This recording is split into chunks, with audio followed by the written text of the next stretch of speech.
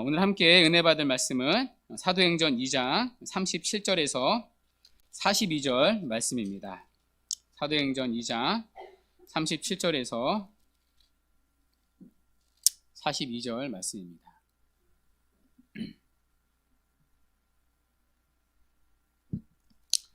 몇 절 되지 않으니까요. 우리 찾으신 줄 알고 한 목소리를 읽도록 하겠습니다. 시작.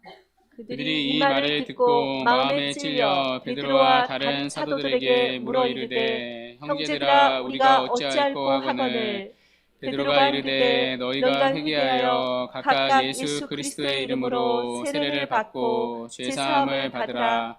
그리하면 성령의 선물을 받으리니 이 약속은 너희와 너희 자녀와 모든 먼데 사람 곧 주 우리 하나님이 얼마든지 부르시는 자들에게 하신 것이라 하고 또 여러 말로 확증하며 권하여 이르되 너희가 이 패역한 세대에서 구원을 받으라 하니 그 말을 받은 사람들은 세례를 받음에 이날에 신도의 수가 3,000이나 더하더라.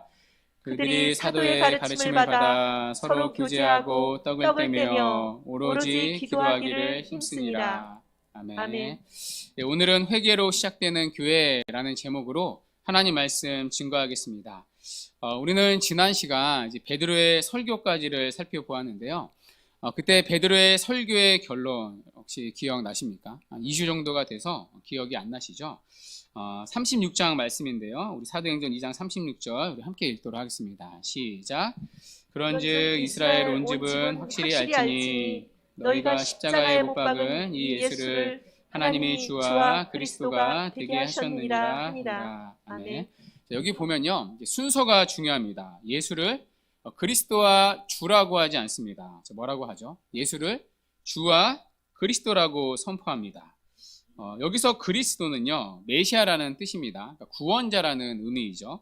자, 그리고 주는요, 주님, 그러니까 주인이라는 뜻입니다. 예수가 주님이고 구원자라는 것입니다. 자, 그러니까 베드로가 전한 첫 번째 복음 설교의 핵심이 무엇이죠? 너희들이 못 박았던 예수님이 놀랍게도 너희들의 주님, 주인이라는 것입니다. 그러니까 세상을 만드시고 다스리시는 세상의 주인인 동시에 너희들의 주인이라는 것입니다. 이것이 바로 베드로가 전한 첫 번째 복음 설교의 핵심입니다. 자, 그리고 여기까지 설교를 들은 유대인들의 반응이 나오는데요. 자, 그 반응이 37절입니다. 자, 그들이 이 말을 듣고요. 마음에 찔렸다고 말합니다. 자, 여기 찔렸다라는 말은요. 헬라어로 카타니소라는 단어인데요. 이 단어의 뜻이 굉장히 잔혹한 의미를 가집니다. 그러니까 그냥 단순히 바늘로 좀 찔렸다. 그냥 가슴이 좀 찔렸다. 말씀을 듣고 좀 찔끔했다. 그런 가벼운 단어가 아닙니다. 이 단어는요. 곡챙이로 찔려 죽였다라는 뜻이 있습니다. 그러니까 이 정도로 이들의 마음이 잔혹하게 찔림을 당했다는 것입니다. 마치 죽는 것 같은 고통을 느꼈던 것입니다. 하나님 앞에 굉장한 죄책감이 든 것이죠. 우리가 죽인 예수가 주와 그리스도이시구나. 그런데 우리가 그분을 십자가에 못 박아 죽였구나. 하나님이 보내신 메시아를 죽인 게 나이구나. 그러니 이제 우리는 지옥에 갈 일밖에 남지 않았구나. 지옥에서도 가장 뜨거운 자리에 가도 모자른 자이겠구나. 그러니까 설교를 듣고요. 엄청난 죄책감을 느꼈던 것입니다. 자, 그래서 이들이 베드로에게 말합니다. 형제들아, 우리가 어찌할꼬. 자, 그때 베드로는요. 어찌할 줄 모르는 그들에게 복된 소식을 전합니다. 자, 그 복음이 38절인데요. 우리 함께 읽도록 하겠습니다. 시작. 베드로가 이르되 너희가 회개하여 각각 예수 그리스도의 이름으로 세례를 받고 죄사함을 받으라. 그리하면 성령의 선물을 받으리니. 아멘. 아멘. 자, 베드로가 찔려하는 이들에게 처방한 치료책이 무엇이죠? 두 가지인데요. 자, 첫째는 회개하라이고요. 둘째는 세례를 받으라. 그리하면 죄사함을 받으리라. 그러니까 첫째는 회개고요. 둘째는 세례입니다. 자, 이 단어를 우리가 바르게 이해해야 합니다. 자, 그래야 우리도 바르게 구원을 이해하고 구원을 받을 수 있기 때문입니다. 자, 그런데 먼저 여기서 이 문장을요, 제대로 번역해야 합니다. 그러니까 여기 보면 오역이 하나 있습니다. 자, 이 38절의 문장을 그대로 읽으면 너희가 회개하고 또 세례를 받으면 죄사함을 받는다로 읽힙니다. 그러니까 회개하고 세례를 받아야지 죄 용서를 받는다고 보입니다. 자, 그러니까 회개 이꼴 죄 용서로 들립니다. 그러니까 회개 자체가 죄 용서로 들립니다. 회개해야지 죄 용서를 받는구나. 회개가 죄 용서의 원인이구나. 그러니까 죄를 용서받는 원인이 회개구나. 이렇게 읽힐 수 있습니다. 자, 우리도 회개를 이렇게만 이해하지 않습니까? 자, 그런데요, 실제로 헬라어로 보면요, 이 번역과 좀 다릅니다. 자, 헬라어를 그대로 직역하면 죄 사함이라는 단어 앞에 전치사가 하나 붙어 있습니다. 에이스라는 전치사가 하나 붙어 있는데요, 에이스는 무엇에 근거하여 혹은 무엇의 바탕 위에서라고 번역할 수 있습니다. 그러니까 직역하면요, 너희가 죄 사함의 근거 위에서 혹은 죄 사함의 토대 위에서 회개하고 세례를 받으라입니다. 자, 그러면 여러분, 순서상 죄 사함이 먼저 있었어요? 아니면 회개가 먼저 있었어요? 예, 죄 사함이 먼저 있었죠. 그러니까 죄 사함이 먼저 있었고 그 죄 사함의 근거 위에서, 그러니까 죄 용서의 근거 위에서 회개하는 것입니다. 자, 그러니까 회개 자체가 죄 사함이 아니라는 것이죠. 회개 이전에 죄 사함이 먼저 있었습니다. 그러니까 죄 용서가 따로 있었고요. 그 죄 용서의 근거 위에서 하는 게 회개입니다. 자, 그러면 우리가 회개하기 이전에 죄 용서가 이미 있었다는 것인데 이 죄 용서는, 죄 사함은 누가 이루신 것입니까? 우리의 해결한 행위 자체가 아니라 누가 우리의 죄값을 다 치러주신 거죠? 예, 예수 그리스도이십니다. 예수님이 십자가에서 우리의 죄를 다 사해 주셨습니다. 예수님은 십자가에서 우리의 죄를 지시고 지옥의 형벌을 대신 다 당하셨습니다. 그리스도가 죽으심으로 우리가 받아야 할 모든 형벌을 대신 치러주셨습니다. 그리고 우리가 하나님께 받아들여질 만한 모든 의로움을 확보해 주셨습니다. 이 모든 것이 예수님이 십자가에서 이루신 공로입니다. 자, 그러므로 우리의 죄를 속하는 것은 그리스도의 십자가이지 우리의 회개라는 행위 자체가 아닙니다. 그러니까 회개했기 때문에 죄를 용서받는 게 아닙니다. 하나님 앞에서 우리의 죄를 실제로 무효로 만드는 것은요, 그리스도의 십자가 사건입니다. 그러니까 우리의 모든 죄를 용서받는 것은 오직 그리스도의 십자가 공로, 오직 그리스도의 대속의 은혜 때문입니다. 자, 그러면 여러분, 회개는 뭐예요? 회개라는 단어가요, 여기서 헬라어로 메타노에오라는 단어입니다. 풀이하면요, 돌이키다라는 뜻입니다. 자, 그러니까 회개는 뭐예요? 죄 사함의 근거 위에서 돌이키는 것이 회개입니다. 그러니까 그리스도의 속죄가 이루어낸 공로를 근거로 하나님께 실제로 돌이키는 것, 그게 회개입니다. 자, 그러니까 회개는요, 죄의 대가를 치르는 게 아닙니다. 내가 막 회개해서 막 죄의 대가를 그만큼 내가 치르는 게 아니고요. 또 이미 죄의 대가는, 죄가 사해지는 것은 예수님이 다 십자가에서 치르셨습니다. 자, 그래서 하나님께 갈 수 있는 길을 열어놓으셨습니다. 자, 그러면 회개는 뭐예요? 그 죄 용서의 근거에서 내가 실제로 이제는 하나님께 돌아가는 것입니다. 그러니까 죄를 향해 걸었던 내 마음과 내 걸음을요, 하나님께 실제로 돌이키는 것입니다. 이게 회개에 대한 정확한 이해입니다. 자, 그러므로 회개에 대한 바른 이해는 이겁니다. 다시 정리하면 우리의 죄를 속한 그리스도의 십자가에 의지해서 하나님께로 실제로 돌이키는 것, 그것이 회개입니다. 자, 그러니까 회개는요, 단순히 잘못했습니다라고 입술로 고백하는 게 아닙니다. 입술로 고백하고 끝내는 게 아니고요. 또 회개는 그렇다고 단순히 죄를 씻어내는 하나의 의식도 아닙니다. 회개는 한마디로요, 돌이키는 겁니다. 우리의 마음과 삶을 돌이키는 겁니다. 그러니까 방향을 완전히 전환하는 겁니다. 누구에게래요? 하나님께로요. 그러니까 유턴을 하는 거죠. 그러니까 죄의 길을 걸었던 사람이 뒤를 돌아서 유턴을 해서 하나님께 마음과 삶을 돌이켜 가는 겁니다. 그래서 회개는 입술로 하는 게 아닙니다. 실제로 죄의 자리에서 돌이키는 겁니다. 죄의 자리에서 죄를 버리고 하나님께 돌아가는 것, 그것이 성경이 말하는 참된 회개입니다. 전에는 하나님을 떠나 내가 주인 되어 살았습니다. 여러분, 그게 죄 아닙니까? 자, 그러나 이제는 죄의 자리에서 하나님께 돌이키는 겁니다. 죄를 버리고 하나님의 다스림 안으로 들어가는 겁니다. 한마디로 주인이 바뀌는 것입니다. 내가 아니라 하나님을 주인으로 모시는 삶으로 돌이키는 것, 그것이 성경이 말하는 진짜 회개입니다. 자, 만약 누군가가 입술로는 회개를 했습니다. 그러나 전혀 그 사람의 주인이 바뀌지 않았습니다. 여전히 자신이 주인 되어 살아갑니다. 누가 봐도 저 사람의 주인이 그리스도로 보이지 않습니다. 자, 그러면 그건요, 회개가 아니라는 것입니다. 만일 누군가가 입술로는 회개를 했습니다. 그러나 여전히 가던 길에서 돌이키지 않았습니다. 여전히 죄의 길을 걸어갑니다. 죄를 버리지 않습니다. 죄를 애통해야 하지 않습니다. 죄를 버리고 주인 되시는 하나님의 다스림 안으로 들어가지 않습니다. 그러면 그 사람은요, 진짜 회개한 게 아니라는 것입니다. 왜냐하면 회개는요, 단순히 잘못했습니다 인정하는 정도가 아니라 그 의미 자체가 실제로 돌이키는 것이기 때문입니다. 그러니까 돌이키지 않으면 회개가 아닙니다. 자, 두 번째에 이어서 여러분 세례라는 말도 보십시오. 자, 이 말도 우리가 바르게 이해를 해야 하는데요. 자, 여기서 이 세례는요, 이 당시의 상황 안에서 이해해야 합니다. 자, 오늘 베드로는 찔려하는 이들에게 두 가지 답을 주고 있습니다. 하나는 회개하라는 것이고요. 두 번째는 세례를 받으라는 것입니다. 자, 그런데 이 당시 이들에게요, 이 세례를 받으라는 말은요, 굉장히 충격적인 제안입니다. 그러니까 충격적이다 못해 그 넘어 굴욕적인 선언입니다. 왜냐하면 이 당시 세례는요, 유대인들은 받지 않았습니다.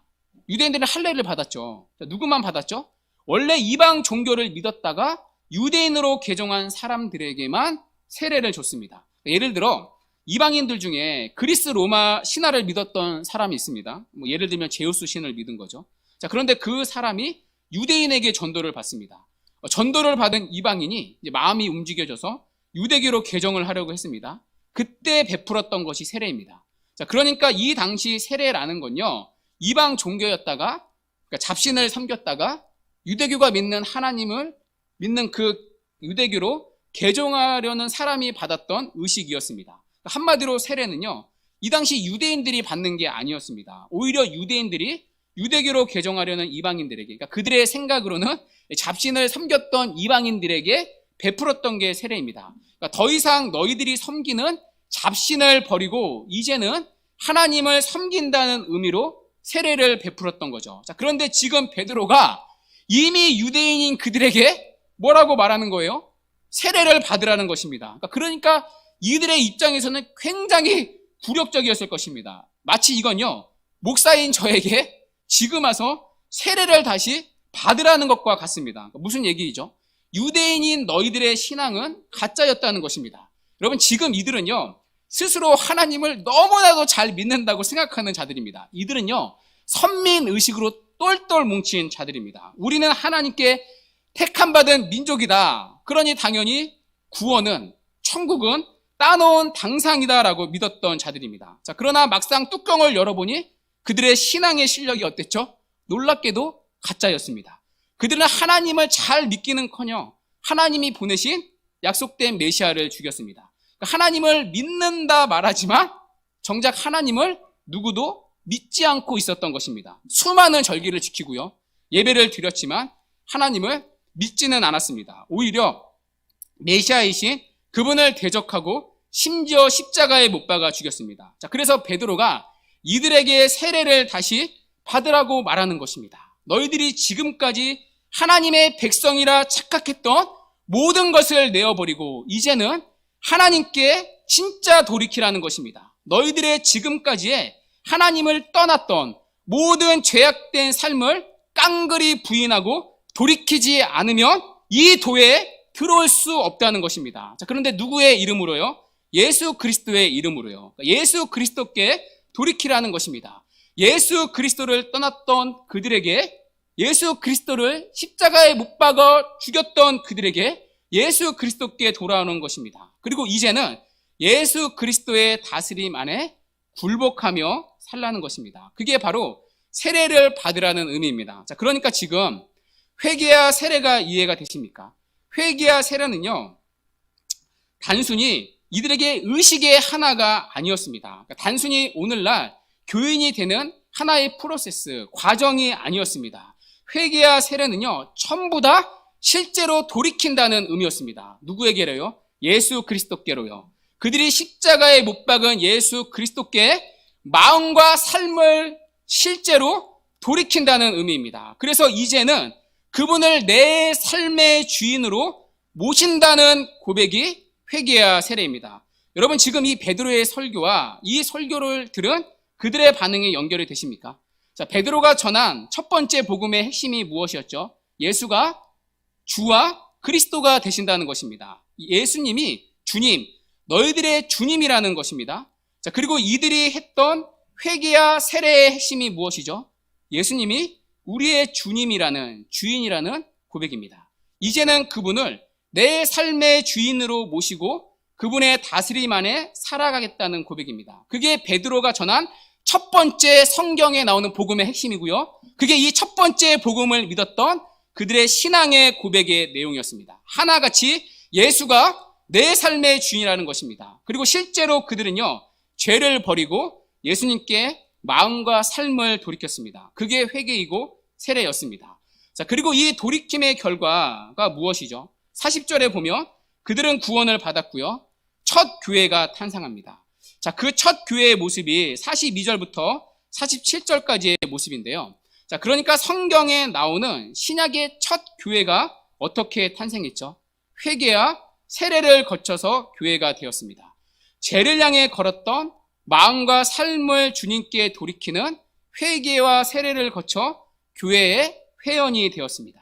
이제는 주님을 내 삶의 주인으로 모시겠다는 돌이킴을 거쳐 교회가 세워진 것입니다. 자, 반대로 말하면요, 첫 번째 이들은 단지 등록교인이 아니었습니다. 오늘날 교회에는요, 등록을 하면 등록교인이라 부릅니다. 성도라고 부르죠. 그러나 오늘 참교회가 된 이들은요, 단지 등록한 교인이 아니었습니다. 둘째, 그들은요, 단지 출석한 교인이 아니었습니다. 자, 오늘날 교회는요, 매주 예배에 빠짐없이 참석하면 성도를 출석 교인이라고 부릅니다. 자, 그러나 그들은 단지 출석 교인이 아니었습니다. 그들에게는 그보다 더 근본적인 변화가 일어났습니다. 내 삶의 주인이 실제로 바뀌는 근본적인 변화가 일어났습니다. 자, 셋째, 그들은요, 단지 세례받은 사람이 아니었습니다. 제가 검색해 보니까요, 이 군선교연합회에 따르면 지난 20년간 군대에서 세례를 받은 장병이 300만 명이 넘는다고 말합니다. 자, 그러면 그들이 모두가 참 교회가 되었습니까? 정말 그들이 다 구원을 받은 자였을까요? 그렇지 않습니다. 세례라는 의식을 거쳤다고 다 구원받은 게 아닙니다. 저도 군대에서 세례를 받았었는데요. 초코파이 하나 더 먹으려고 길게 줄을 서서 세례를 받았습니다. 그때 믿음이라고는 1도 없었습니다. 자, 그러나 오늘 이들은요, 단지 세례를 거치례로 받은 게 아닙니다. 등 떠밀려 받은 것도 아닙니다. 그보다 더 근본적인 중심의 변화가 있었습니다. 정리하면 교회를 등록했다고 해서 참 교회가 되는 게 아닙니다. 교회를 정기적으로 출석한다고 해서 참 성도가 되는 게 아닙니다. 세례를 받았다고 해서 구원을 받는 게 아닙니다. 자, 그렇다면 어떻게 해야 참된 성도가 될 수 있습니까? 무엇을 통해 진정한 교회가 될 수 있습니까? 바로 회개를 통해서입니다. 자, 그런데 이 회개가 어떠한 의미이죠? 단순히 의식이 아니라 실제로 마음과 삶을 돌이키는 것입니다. 누구에게로요? 예수님에게로요. 죄를 향해 걸었던 내 마음과 삶을 실제로 주님께 돌이키는 것입니다. 죄를 버리고 주님께 돌아가는 것입니다. 내 삶의 주인을 이제는 내 자신이 아니라 그리스도로 모시는 것입니다. 그래서 주님의 이름을 부른다는 것은요, 나를 온전히 다스려 달라는 의미입니다. 나는 그분의 다스림을 받기를 원한다는 고백입니다. 반대로 나는 그분의 종으로 살기를 원한다는 고백입니다. 내 삶의 주도권을 그분께 몽땅 내어드리는 것입니다. 이제는 더 이상 나 자신을 위한 삶이 아니라 주님을 위해 내 삶을 드린다는 고백입니다. 왜냐하면 그분이 내 삶의 주인이 되셨으니까요. 이 회개와 세례를 통해 처음 교회가 세워졌습니다. 그리고 이 세워진 교회의 모습을 보십시오. 여러분, 41절부터 이어지는 교회의 모습을 보십시오. 이 땅의 어느 공동체에서도 볼 수 없는 유니크한 모습이 나타납니다. 44절에 보면요, 모든 물건을 서로 나누고요, 재산과 소유를 팔아 서로의 필요를 따라 나눕니다. 또 46절에 보면 날마다 마음을 같이하여 성전에 모이고요, 떡을 떼며 교제합니다. 그런 그들의 모습을 통해 백성에게 친송을 받습니다. 마치 지상에요, 천국이 이루어진 것 같은 느낌을 받습니다. 이 세상의 나라와는 다른 하나님의 나라가 그들 가운데 임했던 것입니다.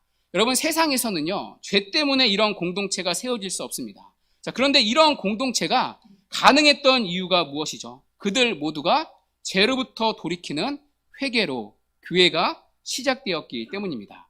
회개야말로 지옥 같은 세상을 살아가는 사람들이 이 땅에서 천국을 누리게 하는 방법입니다. 그들 모두는요, 회개를 통해 하나님이 주인 되시는 새로운 질서로 들어갔습니다. 그러니 그들의 모습 가운데 하나님의 통치가 드러난 것입니다. 이처럼 신약의 교회는요, 회개로부터 시작되었던 것입니다. 회개를 통과하지 않으면 이런 교회가 이뤄질 수 없습니다. 자, 그리고 이것이 바로 초대교회가 세워진 모습입니다. 처음부터 교회는요, 회개를 통해 예수 그리스도를 주와 구주로 고백하는 사람들의 공동체였습니다. 반대로 얘기하면 회개를 거치지 않는다면 누구도 교회의 진정한 회원이 될 수가 없습니다. 물론 교회를 다닐 수는 있습니다. 그러나 교회의 진정한 회원이 될 수는 없습니다. 그리고 너무나 가슴 아픈 얘기지만 구원받지 못합니다. 심지어 목사도 마찬가지입니다. 회개를 거치지 아니하면요, 목사도 장로도 아무것도 아닙니다. 회개를 거치지 않았다면 여러분의 모든 신앙의 경력과 예배의 횟수도 아무것도 아닙니다. 자, 그런데 어떤 회개요? 여러분의 이전에 죄악된 삶을 깡그리 부인하고 마음과 삶을 주님께 돌이키는 회개입니다. 나를 위해 살았던 사람이 이제는 주님을 내 삶의 주인으로 모시는 삶으로 실제로 돌이키는 회개입니다. 그래서 주님을 주인으로 모시지 않는 회개란 없습니다. 회개는 돌이키는 거니까요. 근본적인 삶의 중심의 변화가 일어나는 것입니다. 자, 여기에 대해 실제적인 예를 두 개만 들어볼게요. 자, 먼저 R.C. 스프라울 목사님의 얘기인데요. 이분이 쓴 사도행전 강해집에 보면 이런 내용이 있습니다. 베드로의 오늘 설교를 강의하면서 이런 말씀을 하시더라고요. 예수님을 주인으로 모시지 않고서는 구주로 믿는 게 불가능하다고 말합니다. 자, 그러면서 꽤 오래전에 자신이 한 젊은이와 얘기했던 기억을 꺼내서 소개해 주더라고요. 자, 그 젊은이는요, 스스로 자신을 그리스도인이라고 말했다고 합니다. 자, 그러나 그는 마약을 하고 불법 거래까지 하는 사람이었습니다. 자, 그리고 아내가 아닌 여자친구와 함께 살고 있기까지 했습니다. 그의 쾌락주의적인 삶의 방식은요, 경건이라고는 전혀 찾아볼 수가 없었습니다. 자, 그러면서 그 젊은이는 스프라울 목사님에게 이렇게 말했다고 합니다. 저는 예수님을 제 구원자로 모시기는 했습니다. 그러나 그분을 주님으로 모시고 헌신하는 것을 좀 미루고 있는 것 뿐입니다. 이 젊은이에 대해 스프라울 목사님의 진단은 단호합니다. 이 젊은이는 스스로 그리스도인이라 말하지만 그리스도인이 아니다. 그는 한 번도 참된 회개를 하지 않았기 때문이다. 그는 여전히 자신이 걷고 있는 죄의 자리를 떠나지 않았기 때문입니다. 그 죄와 싸우지 않고요, 자신의 죄를 보며 애통해야 하지 않습니다. 그리고 그는 여전히 주님을 구주로는 고백하되 자신의 주인으로 모시지 않습니다. 한마디로 그는 예수님께 돌이키지 않았던 것입니다. 그러니 그런 믿음은 있을 수 없다고 말합니다. 또 하나 예를 들어볼게요. 팀 켈러 목사님의 얘기입니다. 다 아시는 목사님이죠. 자, 복음 봄색이라는 책에 보면 이 팀 켈러 목사님의 일화가 나옵니다. 팀 켈러 목사님이 대학 시절 알고 지낸 한 청년이 있었다고 합니다. 이 청년은요, 성적으로 문란하기로 악명이 높았습니다. 이 청년의 성적인 문제는 단순히 성욕의 문제가 아니었습니다. 그는 이 성관계를 맺을 때마다 침대 기둥에요, 표식을 이렇게 하나씩 새겼다고 합니다. 그것을 통해 자신을 남자로 느꼈고요, 또 그리고 친구들의 감탄을 샀습니다. 그리고 자신이 여성을 지배한다고 생각을 했습니다. 그 청년의 근원적인 우상은요, 다른 사람을 지배하는 것이었습니다. 자기를 섬기는 우상인 거죠. 자, 그런데 이 청년이 3학년 때 캠퍼스 선교단체를 알게 되었습니다. 자, 그리고 거기서 청년은요, 구원을 받았다고 말했습니다. 그리고 곧 예수님을 향한 불같은 열정에 휩싸였다고 합니다. 그리고 그리스도에 대한 자신의 새로운 헌신을 감격적이고 담대하게 간증까지 했습니다. 자, 그런데 팀 켈러 목사님의 말에 따르면 그에게 무언가 이상한 점이 있었다고 합니다. 그는 함께 어울리기 즐거운 상대가 아니었다고 합니다. 토론이라도 하게 되면요, 교회 안에서 토론을 하면요, 왜 자신이 옳고 상대가 틀린지를 반드시 증명하려 했습니다. 소그룹 모임에서도요, 상대가 자신의 의견이 통찰력이 있다고 인정해 주기를 바랬고요. 그는 언제나 교회에서 중요한 자리에 있기를 원했습니다. 자, 외면적인 모습만 볼 때 이 청년은 예수님을 사랑하는 것이 분명해 보입니다. 그는 자신의 성적인 문란함을 회개했습니다. 많은 성경 공부 모임에 참석했고요. 담대히 예수님을 증거했습니다. 그러나 팀 켈러 목사님은 그 청년에 대해 이렇게 말합니다. 그 사람의 참된 갈망의 외적 발현이 섹스에서 종교로 바뀌어 나타난 것에 불과하다. 그가 정말로 원했던 것, 즉 그의 근원적인 우상은 여전히 다른 사람을 지배하는 것이었다. 다만 다른 사람을 지배하는 수단이 성적 관계가 아니라 기독교라는 종교로 바뀐 것뿐이다. 그러면서 팀 켈러 목사님은 이렇게 말합니다. 이것은 그리스도를 향한 회심이 아니다. 이전의 우상을 숭배하는 새로운 수단이 그리스도였을 뿐이다. 여러분 이해가 되시나요? 여전히 그에게의 우상은요 바뀌지 않았습니다. 여전히 그의 근원적인 우상은 다른 사람을 지배하는 것이었습니다. 다만 그것을 이루는 수단이 기독교로 바뀌었을 뿐인 거죠. 하나님을 통해 그것을 이루려고 했던 것입니다. 그의 삶에는 전혀 주인이 바뀌지 않았습니다. 우상이 하나님으로 바뀌지 않았습니다. 여러분 우리 안에서도요 얼마든지 있을 수 있습니다. 누군가는 성공이라는 우상을 섬깁니다. 그러나 단지 그에게 하나님은 성공이라는 우상을 숭배하는 새로운 수단에 불과할 수도 있습니다. 누군가는 자기 자신이라는 우상을 섬깁니다. 그러나 단지 그에게 하나님은요 자기를 위한 새로운 수단에 불과할 수 있습니다. 그리고 이 모든 것은 그리스도를 향한 회심이 아닙니다. 그리스도를 믿는다는 것은 더 이상 나라는 우상을 붙잡고 숭배하는 게 아닙니다. 내가 더 이상 중심이 되는 삶을 살아가지 않습니다. 그리스도가 내 삶의 중심으로 바뀝니다. 내가 살아야 할 이유와 목적과 동기가 내 삶의 주인이 송두리째 바뀝니다. 나의 성공과 원함을 따라 그리스도를 찾는 게 아니라 그리스도를 위해 내 모든 삶이 존재하는 것입니다. 그리스도의 영광을 위해 내가 살아가는 것이고요. 숭배해야 할 주인이 바뀌는 것입니다. 그래서 삶의 양식과 기준과 추구하는 가치가 실제로 바뀝니다. 여러분 그게요 돌이킨다는 뜻의 회개입니다. 그리고 이 회개 없이는 누구도 그리스도인이 될 수가 없습니다. 그리고 교회에 진정한 회원이 될 수가 없습니다. 물론 교회는 다닐 수 있습니다. 그러나 부처가 그저 하나님으로 바뀐 것에 불과하고요. 세상을 의지하는 사람이 다만 하나님을 의지하는 걸로 자신의 성취를 위한 수단이 바뀐 것으로만 불과할 수밖에 없습니다. 그러나 하나님의 거듭난 성도는 아닙니다. 그리고 구원을 받을 수도 없습니다. 저는 지금 여러분의 회개에 진정성을 따지는 게 아닙니다. 그리고 여러분을 절대로 영적으로 겁박하는 게 아닙니다. 여러분에게 참된 구원의 길을 가르치는 것입니다. 왜냐하면 이 회개를 거치지 않고서는 우리는 아무것도 아니기 때문입니다. 문제는 오늘날 회심이 교회 안에서 잘 일어나지 않고 있다는 사실입니다. 여러분 어떻게 생각을 하십니까? 저는 여러분이 주일날 교회에 오셔서 예배드리는 모습을 봅니다. 그리고 나머지 6일간의 삶을 저는 볼 수가 없습니다. 그래서 여러분이 참된 회심을 하셨는지 저는 모릅니다. 그래서 그만큼 우리 스스로 물어야 할 질문이 있습니다. 우리 교회에 회심이 일어나고 있냐는 것입니다. 회심을 통해 참된 그리스도인을 낳고 있냐는 것입니다. 회개를 통해 우리의 신앙과 우리의 믿음과 교회가 진정으로 자라나고 있냐는 것입니다. 슬프게도 우리는 이런 질문을 많이 묻지 않는 것 같습니다. 아니 거의 묻지 않습니다. 심지어 자신의 영혼에 대해서도 크게 염려하지 않는 분위기가 만연한 시대입니다. 그게 오늘날 조국교회의 영적인 모습입니다. 너무나도 세속화된 오늘날 회개에 대한 회심에 대한 설교를 너무나도 찾아보기 힘듭니다. 그리고 회심을 위한 기도회조차도 오늘날 교회에서는 찾아볼 수 없습니다. 어떤 기도회를 많이 하죠? 수능 기도회를 많이 하죠.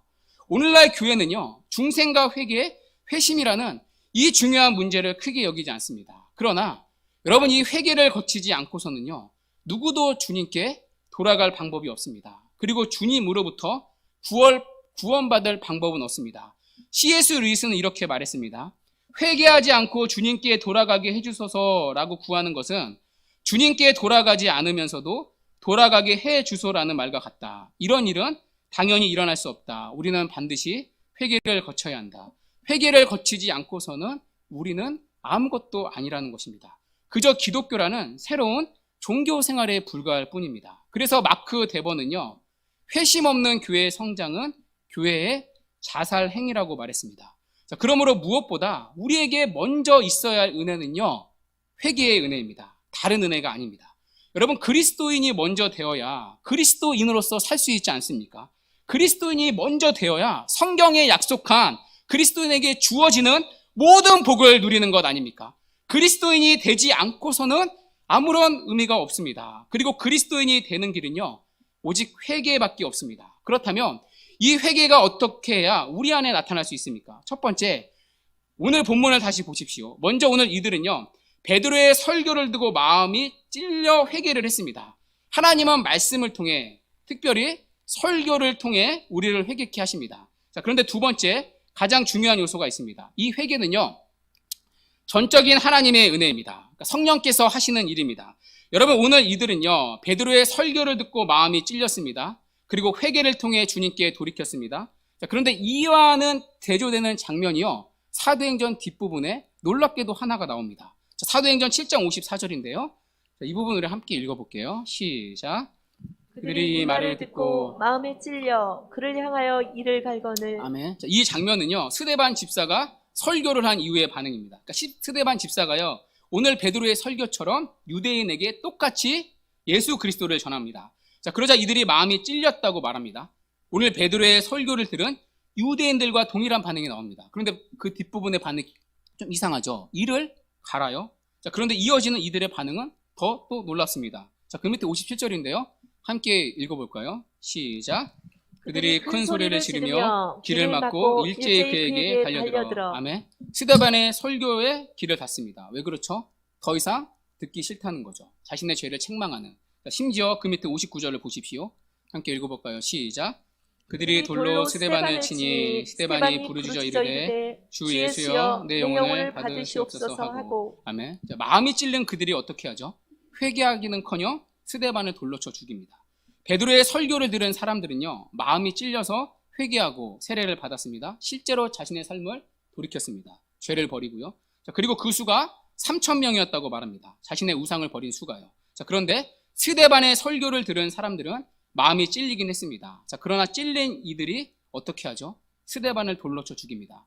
메시지가 싫으니까 메신저를 공격했던 것입니다. 여러분, 이 차이가 무엇입니까? 베드로는 사도인데 스데반은 집사여서 설교의 능력이 조금이라도 부족했던 것일까요? 아닙니다. 자, 그 이유가요, 오늘 우리가 읽은 본문에 나오는데요. 다시 사도행전 2장에 돌아와서 우리 39절 우리 함께 읽도록 하겠습니다. 자, 시작. 이 약속은 너희와 너희 자녀와 모든 먼데 사람 곧 주 우리 하나님이 얼마든지 부르시는 자들에게 하신 것이라 하고. 아멘. 이 구원의 약속이요, 누구에게 주어진다고요? 여기 중요한 표현이 하나 나오는데요. 하나님이 부르시는 자들이란 표현입니다. 이걸 교리적인 용어로 내적 부르심이라고 말합니다. 여러분, 제발 교리반 좀 들어주십시오. 외적 부르심만이 아닌 이들에게는 내적인 부르심이 있었습니다. 똑같이 외적으로 나와 이렇게 앉아있지만 이들에게는 하나님이 그 심령 속에서 부르시는 내적 부르심이 있었습니다. 이것이 바로 이들이 회개할 수 있었던 이유입니다. 하나님이 부르시는 은혜가 그들의 육체의 기가 아니라 영혼의 귓가에 그들을 부르시는 하나님의 은혜가 이들에는 있었기 때문입니다. 그들이 스스로 돌이킨 게 아닙니다. 하나님이 그들을 부르시어 그들을 돌이켜 주셨기 때문입니다. 하나님이 내적으로 부르지 않으시면요, 누구도 이 자리에 있으면서도 외적으로 부르심을 받았지만 누구도 돌이켜 회개할 수 없습니다. 하나님의 은혜가 없으면요, 누구도 죄를 버리고 죄를 증오하고 회개하고 돌이킬 수 없습니다. 여러분, 오늘도 마찬가지입니다. 하나님의 은혜가 없으면요, 회개하라는 설교를 들으면 우리는 스데반을 죽였던 자들과 똑같은 반응을 할 수밖에 없습니다. 이게 하나님의 부르심의 은혜가 없는 모든 자연인의 반응입니다. 죄를 지적하는 설교가 듣기 싫고요, 길을 막게 되고요, 심지어 자리를 박차고 나가고요, 심지어 설교자를 대적할 수 있습니다. 하나님의 은혜가 없으면요, 우리도 이런 반응을 할 수밖에 없습니다. 왜냐하면 타락한 인간은요, 자기 의로 가득 차 있기 때문입니다. 그러니까 자기 의를 건드리는 걸 참지를 못합니다. 자, 그러나 이 가운데도 하나님이 부르시는 사람들이 있습니다. 믿음의 자리로, 구원의 자리로 부르시는 사람들이 있습니다. 그런 자들은요, 당신은 죄인입니다 말을 너무나도 기뻐합니다. 왜냐하면 그 사람에게는 예수가 주와 그리스도라는 사실이 믿어지기 때문입니다. 예수가 죄인을 위한 구주라는 사실이 믿어지기 때문입니다. 그리고 그분을 믿을 때 죄로부터 구원받는다는 사실이 믿어지기 때문입니다. 그래서 복음은요, 우리가 가지는 모든 자기의를, 모든 우상을 다 부수는 힘이 있습니다. 그래서 당신은 죄인이라는 말을 들으면요, 너무나 기뻐합니다. 그에게는 달려갈 치료책이 있기 때문입니다. 구원의 복된 소식이 있기 때문입니다. 그래서 당신은 죄인입니다라는 말을 너무나 즐거워합니다. 여러분, 실제로 제가 그랬습니다. 예수를 믿고 나서 입에서 떠나지 않았던 찬양이 있습니다. 바로 오늘 우리가 예배 시간에 부른 찬송가 279장입니다. 주여 주여 내가 비오니 죄인오라 하실 때 날 부르소서. 이 찬양이요, 입에서 떠나지 않았습니다. 길을 가다가도 이 찬양이 입술에서 고백되었습니다. 얼마나 좋았는지 모릅니다. 때로는 길가에서 남몰래 눈물을 훔치며 이 찬양 조용히 읊조리며 걸었던 적이 있습니다. 주님이 어느 날 다시 오신다며 주님 죄인이 여기 있습니다 라고 두 손 들고 달려갈 정도로 내가 죄인이라는 사실이 너무나 기뻤습니다. 주님이 나를 죄인이라고 불러주시 않으시면 안 될 것 같이 죄인을 부를 때 제일 먼저 달려갈 수 있을 만큼 죄인이라는 사실이 너무 기뻤습니다. 주님은 나 같은 죄인을 위해 이 땅에 오셨기 때문입니다. 그리고 나 같은 죄인을 살리기 위해 모든 일을 다 하신 구주이시기 때문입니다. 그러니 당신은 죄인입니다 라는 이 말씀이요, 가슴이 아프지만 너무나 좋습니다. 지금도 좋습니다. 저는 죄인입니다. 죄인 중에 괴수입니다. 그러니 회개하라는 이 말도 너무나 달콤한 사랑의 부르심으로 들립니다. 오늘 베드로의 설교를 들은 유대인들도 마찬가지였습니다. 그들에게 죄인이라는 설교는요, 그리고 회개하라는 설교는요, 그들에게는 어떤 위로보다, 어떤 말씀보다 큰 복음이었을 것입니다. 세상의 어떤 소리보다 더 기쁜 소식으로 들렸을 것입니다. 지옥의 문 앞에서 그들은 천국의 문이 열린 것을 경험했을 것입니다. 자, 그리고 그 근원에는 하나님이 그들을 부르셨기 때문입니다. 하나님이 그들을 죄로부터, 우상으로부터 돌이키게 하셨기 때문입니다. 이처럼 하나님의 은혜만이 우리를 회개의 자리로 데려갈 수 있습니다. 그리고 하나님의 은혜만이 우리를 돌이킬 수 있습니다. 그리고 하나님의 은혜만이 우리를 그리스도인으로 낳을 수 있습니다. 그리고 하나님의 은혜만이 우리를 교회가 되게 하실 수 있습니다. 만일 여러분이 예수 그리스도를 여러분의 주인으로 모시고 있다면 여러분은 참되게 회개한 자입니다. 여러분의 삶 가운데 그리스도를 위해 살아가는 은혜의 흔적들이 있다면 참으로 회개한 자입니다. 그리고 여러분이 성경이 말하는 예수님을, 내가 생각하는 예수님이 아니라 성경이 말하는 예수님을 진정으로 사랑하고 계시다면, 비록 온전히 그분을 사랑하지 못하지만 성경이 말하는 그 예수님을 진정으로 사랑하는 마음이 있다면 참으로 회개한 자입니다. 그리고 여러분의 죄를 지적당했을 때, 여러분의 우상이 고발되었을 때 그것들을 버리려는 거룩한 싸움이 있다면 죄에 넘어질지언정 여러분은 참되게 회개한 자입니다. 그렇다면 여러분은 하나님의 은혜에 감사하십시오. 여러분으로 힘으로 된 것이 아닙니다. 하나님이 여러분을 사랑하사 파멸의 길에서 돌이키게 하셨습니다. 죄의 길을 가던 여러분을 붙잡고 돌이키어 하나님께 오도록, 하나님께 가도록 마음과 삶의 방향을 바꾸어 주셨습니다. 그래서 지옥의 문 앞에 있는 여러분을 돌이켜 천국의 문으로 인도해 주셨습니다. 그러나 반대로 아직 돌이키지 않은 분 계십니까? 아직 이 회개의 은혜를 거치지 못한 분 계십니까? 회개를 거치지 않고서 아직 여러분은 그리스도인이 아닙니다. 그리고 여러분은 여러분의 노력으로 회개할 수 없습니다.